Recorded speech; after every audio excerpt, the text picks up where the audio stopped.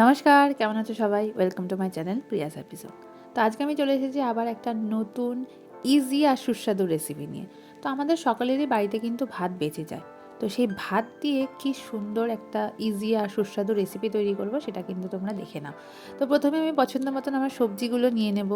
যা যা সবজি আমার এর মধ্যে দেওয়ার আছে, তো আলু কুচি লাগবে, গাজর কুচি, পেঁয়াজ কলি, লঙ্কা, পেঁয়াজ আর হচ্ছে বাঁধাকপি কুচি। তো এছাড়াও আরও অনেক রকমের সবজি দেওয়া যায়, প্রচুর রকমের সবজি। তো আমি এই সবজিগুলো দিয়েই আজকে করব। তো প্রথমে নিয়ে নেব একটা কড়াই, তার মধ্যে দিয়ে দেবো তেল।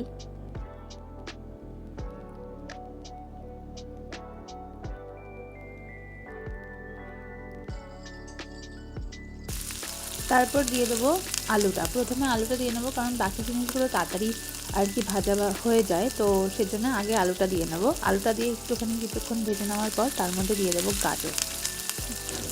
তো গাজর কুচি দিয়ে আবার একটু নাড়িয়ে চাড়িয়ে নিতে হবে ভালো মতন। যখন দেখবো একটু হালকা লাল লাল হয়ে এসেছে, তারপরে দিয়ে নেবো একটু লবণ, তারপরে দিয়ে নেবো পেঁয়াজ কুচি আর কাঁচা লঙ্কা কুচি। তো এবার দিয়ে নিলাম হলুদ গুঁড়ো দিয়ে এবার আবার এটাকে ভালো করে একটু ফ্রাই করতে হবে। দেন এবার আমি দিয়ে নিলাম পেঁয়াজ কলিগুলো, তারপরে দিয়ে নিলাম বাঁধাকপি কুচি। তো এবার এগুলো সমস্ত দিয়ে এটাকে মোটামুটি একটু হালকা ভাজা ভাজা করে নিতে হবে। এই ভাতের যে রেসিপিটা, এটা কিন্তু ভীষণ ভালো লাগে। আমাদের ছোটোবেলায় আমরা স্কুলেও এটাকে টিফিনে নিয়ে যেতাম, ভীষণ ভালো লাগতো খেতে। তারপরে দিয়ে নিলাম হচ্ছে একটু ম্যাগি মশলা এক্সট্রা স্বাদের জন্য, মানে স্বাদটা তাহলে একটু ভালো আসে। তোমরা এর মধ্যে ডিমও দিতে পারো, ডিম চাইলে ডিমও দিতে পারো আরও বেশি স্বাদ আনার জন্য। তো তারপরে আমি দিয়ে নিলাম যে বেঁচে থাকা ভাতটা ছিল, সেই ভাতটা দিয়ে নিলাম। এবার সেটাকে দিয়ে ভালো করে আবার একটু নাড়িয়ে চাড়িয়ে নেবো, যাতে সমস্ত সবজিগুলো ভালো মতন মিশে যায়। হ্যাঁ, আরেকটা কথা, আমি তোমাদের সাথে এত গল্প করতে করতে অবশ্যই আমার একটুখানি ভুল হয়েছে যে আমার মানে পেঁয়াজ আর যে গাজরটা ছিল ওটা আমি একটু ওভার ফ্রাই করে ফেলেছিলাম। তো তোমরা একটুখানি যখন বানাবে তখন তোমরা এটা খেয়াল রাখবে যেন ওভার ফ্রাই না হয়ে যায় কোনো কিছু।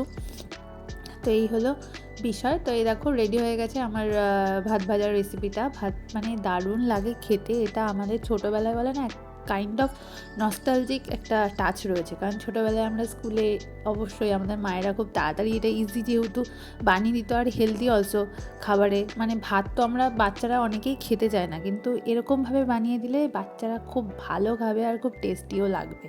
তো এরকমভাবে তোমরা বাড়িতে ট্রাই করে দেখো, তোমাদের বাচ্চাদের খাইয়ে দেখো, খুব ভালো লাগবে। তো চলো বাই। আমার রেসিপিটা যদি ভালো লাগে তাহলে অবশ্যই একটা লাইক কমেন্ট শেয়ার করে দিও, আর সাবস্ক্রাইব করতে কিন্তু অবশ্যই ভুলো না। দেখা হবে আবার পরের ভিডিওতে। ততক্ষণ সবাই ভালো থেকো।